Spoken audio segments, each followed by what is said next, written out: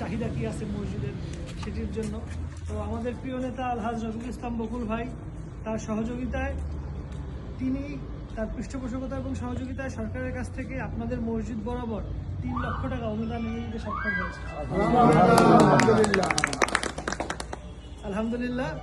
তো আপনাদের কাছে আজকে উপস্থিত হওয়ার আমাদের উদ্দেশ্য একটাই যে আপনারা সবাই আমাদের প্রিয় নেতা আলহাজ রফিকুল ইসলাম বকুল ভাইয়ের জন্য দোয়া করবেন। দেখেন উনি কিন্তু এখনো এমপি নন, উনি কিন্তু মেম্বার অফ দ্য পার্লামেন্ট না, এমপি না, আপনারা আমার মতো সাধারণ মানুষ।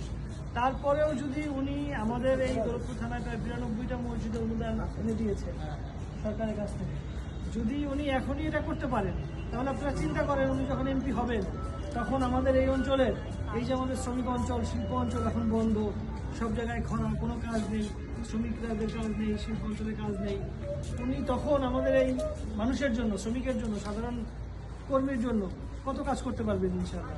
এই জন্য সবাই আপনারা দোয়া করবেন যেন রফিকুল ইসলাম বকুল ভাই, আমাদের প্রিয় বকুল ভাই যেন ধানের শীষ প্রতীকে বিজয়ী হয়ে আমাদের মাঝে আসতে পারেন এবং আমরা সকলে তাকে ব্যাপক ভোটে জিতাতে পারি। যদি জিতাতে পারি উনি আমাদের মাঝে আরো ইনশাআল্লাহ অনেক কাজ করবেন। আমিন আমিন আমিন। সবাই তার জন্য দোয়া করবেন। আল্লাহ হাফেজ। চাচা আপনি চুপ করে আসেন।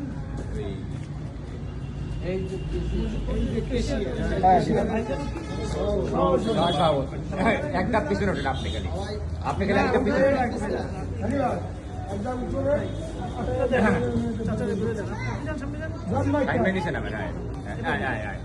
ঠিক আছে।